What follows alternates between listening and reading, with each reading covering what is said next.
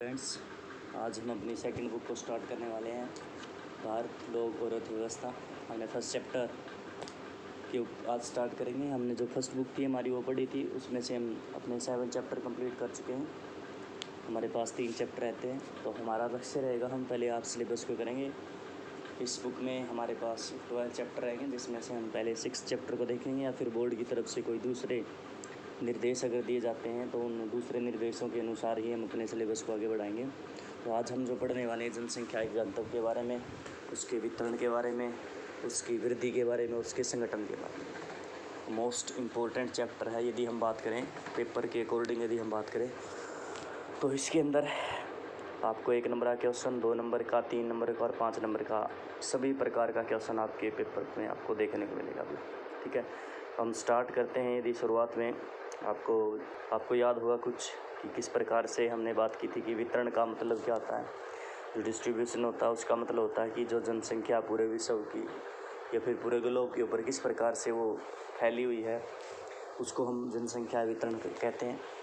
घनत्व की हमने बात की थी, पर यूनिट के हिसाब से जब हम निकालते हैं कि भी 1 वर्ग किलोमीटर में कितने लोग रहते हैं, उसको जनसंख्या घनत्व कहा था हमने वृद्धि की बात की थी कि भी जो समय के 2 निश्चित बिंदुओं के बीच जो परिवर्तन होता है, जनसंख्या में जो परिवर्तन होता है, वृद्धि कहा था। संगठन की जब हम बात करते हैं तो संगठन का मतलब होता है कि भी जनसंख्या का जो है आयु और लिंग संरचना किस प्रकार की है जनसंख्या की। ठीक है, उसके बाद उसको हम व्यावसायिक आधार पर बांट सकते हैं, शिक्षा के आधार पर बांट सकते हैं, साक्षरता कह सकते हैं हम, भाषा के आधार पर। तो ये जो विभाजन करते हैं हम, इसको जो है जनसंख्या संगठन के अंदर इसको इंक्लूड किया जाता है अभी। ठीक है, तो आज हम इसको थोड़ा सा स्टार्ट करेंगे। कुछ बातें तो ऐसी हैं जो आप लोग पहले पढ़ चुके हैं, क्योंकि जैसे डेफिनेशन है आपने अपनी फर्स्ट बुक के पार्ट में पढ़ी हैं, तो वहाँ पर भी ये डेफिनेशन सेम थी, तो यहाँ पर भी आपकी सेम रहेंगी। तो बहुत सारा जो कार्य है वो आपका थोड़ा सा कम हो जाता है। और एक और विशेषता आपको यहाँ पर देखने की मिलेगी कि चीज़ें सारी सेम रहेगी, लेकिन वहाँ पर आपने उसको वर्ल्ड के पर्सपेक्टिव पढ़ा था, और इस बुक के अंदर आप उसको पढ़ोगे सिर्फ और सिर्फ इंडिया के पर्सपेक्टिव पढ़ोगे। अब जैसे मैंने आपको बताया कि डेफिनेशंस हैं, तो आप उनको क्या है, उनके अंदर तो आपको कुछ अंतर करना ही नहीं है, वो तो सारी की सारी चेंज ही रहेंगे। तो हम स्टार्ट करते हैं। जिस प्रकार से जो लोग हैं किसी देश के अत्यंत महत्वपूर्ण घटक होते हैं। भारत अपनी 121 करोड़ जनसंख्या के साथ चीन के बाद विश्व में दूसरा सघनतम बसा हुआ देश है। भारत की जनसंख्या उत्तरी अमेरिका, दक्षिण अमेरिका और ऑस्ट्रेलिया की मिलाकर कुल जनसंख्या से भी अधिक है। प्रायः तर्क दिया जाता है कि इतनी बड़ी जनसंख्या निश्चित तौर पर इसके सीमित संसाधनों पर दबाव डालती है और देश में अनेक सामाजिक और आर्थिक समस्याओं के लिए उत्तरदायी है। देखो, इसमें तो आपको ये बिल्कुल पढ़ना पड़ेगा। ये बात जो बताई गई बिल्कुल सही बताई गई है कि भी दो चीज़ें हमारे सोचने के लिए। एक तो हमारे पास ये इतनी जनसंख्या है। अब 2 पर्सपेक्टिव से हम देख सकते हैं कि हम ये सोच सकते हैं कि हमारे पास चीन के बाद दूसरा नंबर आता है हमारा जनसंख्या के में। तो हम ये कह सकते हैं कि हमारे पास वर्किंग पॉपुलेशन क्या है, हमारे पास ज़्यादा रहेगी। ठीक है, लेकिन जो दूसरी समस्या है वो हम आगे देखते हैं बात। जैसे कि हमारे 3 कॉन्टिनेंट की बात की, अगर इन तीनों कॉन्टिनेंट की जनसंख्या को हम जोड़ लेते हैं तो इनकी जनसंख्या और भारत की जनसंख्या क्या है वो आपको बराबर देखने को मिल जाएगी, यानी कि उससे भी ज़्यादा कह सकते हैं आप जनसंख्या है। तो अब इसका नेगेटिव एस्पेक्ट ये रहता है, ये हमारे लिए पॉजिटिव हो सकती है कि भी वर्किंग पॉपुलेशन हमारे पास क्या है, ज़्यादा लोग कार्य करने वाले हैं। लेकिन इसका नेगेटिव एस्पेक्ट यहाँ पर ये रहेगा कि किस प्रकार से जनसंख्या है। अब रोज़गार की बात है, हम रोज़गार कैसे दें इनको, शिक्षा कहाँ से दें, स्वास्थ्य की सेवाएं कैसे दें। तो जब ये दिलाने की बात आती है तो हम काफ़ी ये सोचते हैं कि भी जनसंख्या नहीं होनी चाहिए। तो देखो, सिंपल सी बात, अगर जनसंख्या ज़्यादा है तो वहाँ के रिसोर्सेज हैं उनके ऊपर ये दबाव ज़्यादा डालना शुरू कर देंगे। अगर ये दबाव ज़्यादा डलेगा उसके ऊपर, तो सिंपल सी बात है कि आपको क्या है, कुछ ना कुछ क्या देखने को मिलेगा कि वहाँ पर गरीबी देखने को मिलेगी, रोज़गार आपको वहाँ पर देखने को नहीं मिलेगा। ठीक है, अच्छी सुविधाओं की बात करते हैं, शिक्षा हो सकती है, स्वास्थ्य है, तो उनकी आपको कमी ज़रूर देखने को मिल जाएगी। हो सकता है कुछ इलाके आपको रिसोर्सेज के ऊपर अपनी पकड़ जमा के बैठ जाएं और कुछ इलाकों के अंदर आपको इस प्रकार की कोई विशेषता नहीं देखने को मिले। थोड़े से ये नेगेटिव पॉइंट भी हैं, आपकी अच्छी भी हो सकती है, और क्या ये गलत मतलब आपका नेगेटिव एस्पेक्ट भी क्रिएट करती है जनसंख्या, और पॉजिटिव एस्पेक्ट भी आपको देखने को मिलेगी। इस अध्याय में हम भारत की जनसंख्या वितरण, प्रतिरूप, घनत्व, वृद्धि और संगठन की विवेचना करेंगे। तो हम यहाँ पर पढ़ने वाले हैं क्या किस प्रकार से हमारे देश में हमारी जनसंख्या का डिस्ट्रीब्यूशन कैसे है, उसका पैटर्न कैसे है, आपकी डेंसिटी है, हमारी ग्रोथ है, हमारा कंपोजिशन है। ठीक है, ये सभी की सभी चीज़ें जो हम इस चैप्टर में पढ़ने वाले हैं। ठीक है। मोस्ट इंपॉर्टेंट क्वेश्चन इस बॉक्स में 2 क्वेश्चन है। सबसे आपके 1 नंबर का क्वेश्चन कई बार पूछा जाता है कि भाई भारत की पहली जनगणना 1872 में की गई थी, लेकिन जिन कारणों के लिए की गई थी, ब्रिटिश द्वारा की गई थी, तो वो जो सेंसस है हमारा वो कंप्लीट नहीं हो पाया था और संपूर्ण हमारी जो जनगणना हुई थी वो 1881 के अंदर वो हमारी कंप्लीट हुई थी। ठीक है। तो उसके बाद क्या है कि लगातार हर 10 साल के बाद ये जनसंख्या हमारी काउंट होती चली गई थी, लेकिन अब की बार आपको सभी को पता है कि भी ये जो क्राइसिस आया उसके कारण जनसंख्या हमारी अब की बार हो सकता है डिले हो जाए। हमारे डाटा देखने में कि 2011 में हमारी 21 में जो आनी थी, हो सकता है हमें बाद में देखने को मिले भी। ठीक है। तो आज हम शुरुआत करेंगे जनसंख्या के वितरण के बारे में पढ़ेंगे हम। तो हम इस चित्र 1.1 का परीक्षण करेंगे। इस पर दर्शाए गए जनसंख्या के स्थानिक वितरण के प्रतिरूपों के वर्णन करने का प्रयास कीजिए। यह स्पष्ट है कि भारत में जनसंख्या वितरण का प्रतिरूप अत्यधिक असम है। देश में राज्यों और केंद्र शासित प्रदेशों का जनसंख्या प्रतिशत अंश भी दर्शाया गया है कि उत्तर प्रदेश की जनसंख्या सर्वाधिक, इसके पश्चात महाराष्ट्र, बिहार और पश्चिम बंगाल का स्थान आता है। ठीक है। तो आपने ध्यान रखना, आपके सामने एक टेबल दी गई है, अगले पेज पे एक मैप बनाया गया। उसके बाद ये बताने का प्रयत्न किया गया कि जो पैटर्न हमारे भारत के अंदर जनसंख्या का पाया जाता है, जो वितरण जो हमारे जनसंख्या पाया जाता है उसमें एक विशेषता देखने को मिलेगी कि भी वो पैटर्न है वो आपको बहुत ज़्यादा अंतर देखने को मिलेगा। कुछ इलाकों में जनसंख्या बहुत ज़्यादा देखने को मिलेगी, इस प्रकार से बहुत ज़्यादा गहरा दिखाई देगा। कुछ इलाके ऐसे रहेंगे वहाँ पर जनसंख्या बहुत कम देखने को मिलेगी। ठीक है।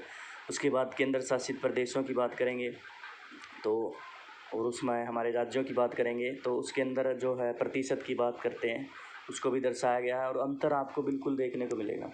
आपके लिए क्वेश्चन है एक 1 नंबर का कि सबसे ज़्यादा जनसंख्या हमारी कौन से राज्य की रहेगी। ठीक है।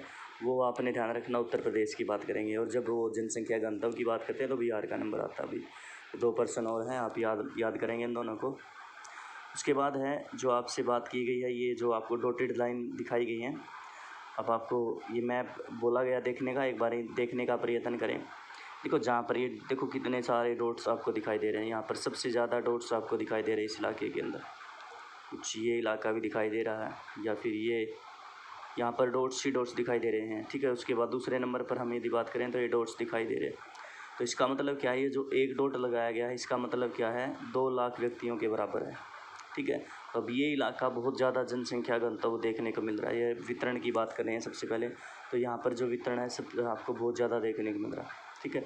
कारण वही रहेंगे कि जनसंख्या घनत्व या वितरण को प्रभावित करने वाले कारक कौन से हैं, जो आपने अपनी पिछली बुक में पढ़े थे। सेम क्वेश्चन रहेगा, सेम आंसर रहेगा, लेकिन पर्सपेक्टिव है, वहाँ पर एग्जाम्पल आपने वर्ल्ड के डालने हैं, यहाँ पर आपको भारत के एग्जाम्पल डालने पड़ेंगे, हमारी स्टेट्स के एग्जाम्पल डालने पड़ेंगे।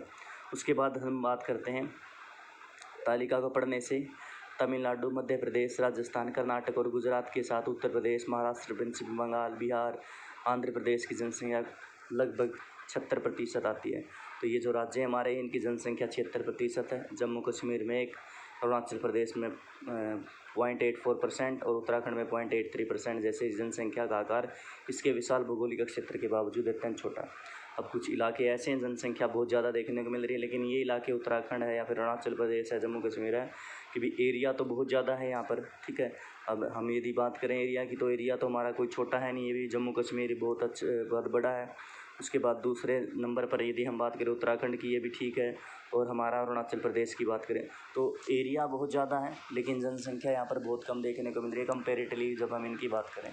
तो वो कारण रहते हैं कि भी वहाँ की जो टोपोग्राफी है, क्लाइमेट वगैरह है, या फिर इंडस्ट्रियलाइजेशन वगैरह नहीं है, तो वहाँ पर उनके कारण यहाँ पर जनसंख्या घनत्व क्या देखने वितरण है वो आपको कम देखने को मिल रहा है। भारत में जनसंख्या का ऐसा में स्थानिक वितरण देश की जनसंख्या और भौतिक, सामाजिक, आर्थिक और ऐतिहासिक कारकों के बीच का निस्संबंध प्रकट करता है। जहाँ तक भौतिक कारकों का संबंध है, स्पष्ट है कि भूविन्यास और जल की उपलब्धता के साथ जलवायु प्रमुख रूप से वितरण के प्रतिरूप का निर्धारण करती है।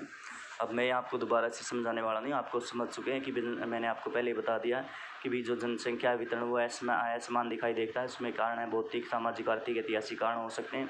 जहाँ फिजिकल फैक्टर्स की बात आती है, हमारा भूविन्यास किस प्रकार की, टोपोग्राफी, जल कैसा है, वहाँ की जलवायु है, वो प्रभावित करती है कि वहाँ पर किस प्रकार की जनसंख्या देखने को मिलेगी। हम देखते हैं कि उत्तर भारत के मैदानों में डेल्टा और तटीय मैदान जनसंख्या अनुपात, दक्षिणी मध्य भारत के राज्य के आंतरिक जिलों, हिमाचल उत्तरी पूर्वी की अपेक्षा उच्चतर रहता है। ठीक है, यहाँ पर रहेगा क्योंकि मैदान है, तो आपके लिए क्या है, नदियों के द्वारा बनाया गया, नदियों का है, आप एग्रीकल्चर कर सकते हैं, ट्रांसपोर्टेशन विकसित कर सकते हैं, इंडस्ट्रीज डेवलपमेंट कर सकते हैं। तो वो सूटेबल प्रक्रिया है जिसके कारण कि अन्य जो राज्य आपको ये बताए गए हैं यहाँ पर जनसंख्या घनत्व वितरण है जो आपका वो इसी यहाँ उत्तरी मैदान में ज़्यादा रहेगा। उसके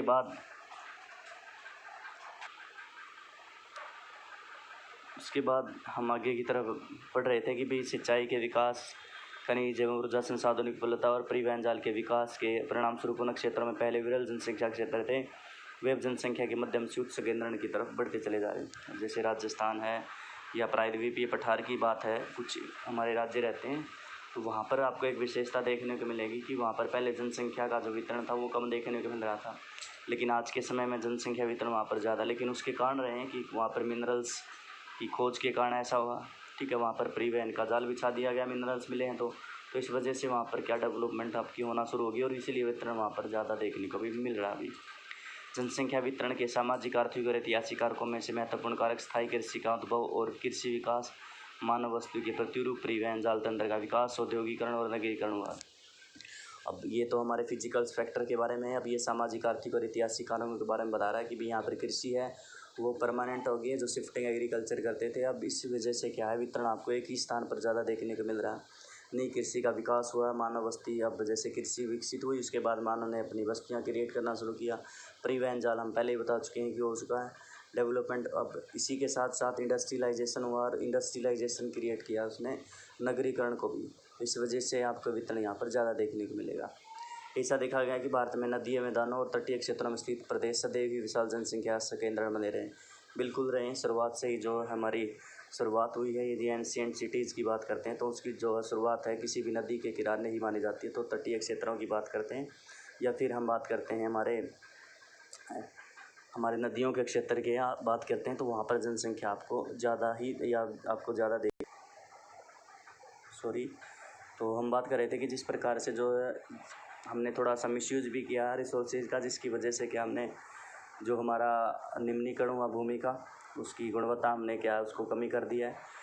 ये ज़रूर है कि भी मानव बस्तियों के जब हर आरंभिक इतिहास देखते हैं तो उसके विकास क्या जो है परिवहन तंत्र है या फिर नदियाँ हैं, तो वो उसके कारण जनसंख्या वहाँ पर उच्च बनी रही है। लेकिन कुछ ऐसे क्षेत्र भी हैं जहाँ पर ना आप कह सकते हैं कि जो आरंभिक इतिहास उसका नहीं है, लेकिन वहाँ का आप मान सकते हैं कि भी आज के समय में वहाँ पर इंडस्ट्रियलाइजेशन वगैरह होना शुरू हो गया, जिसकी वजह से क्या है कि भी वहाँ पर नगरीकरण हुआ और उस नगरीकरण में क्या है आसपास का जो ग्रामीण है क्षेत्र है उसने क्या करना शुरू कर दिया, उसको अपनी ओर आकर्षित किया और वहाँ पर माइग्रेशन के कारण क्या जनसंख्या लगातार क्या उनकी तरफ शिफ्ट हो गई और इसी वजह से वहाँ पर जनसंख्या वितरण ज़्यादा देखने को मिल रहा है अभी। बस भाई हमारे आज के लिए इतना काफ़ी है।